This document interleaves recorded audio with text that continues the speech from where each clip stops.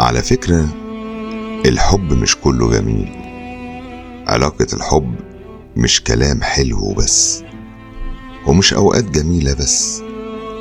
كل علاقة حب فيها مشاكل وأوقات صعبة وخناق وشد وجذب، وخصوصا إنك بتكون مطالب إنك تتعرف على إنسان ناضج غريب عنك، وتكونوا قريبين لبعض أكتر من الأهل.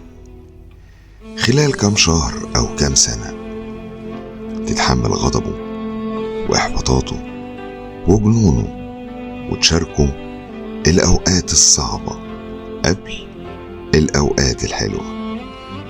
اللي فاكر الحب كله دلع ما يحبش أحسن.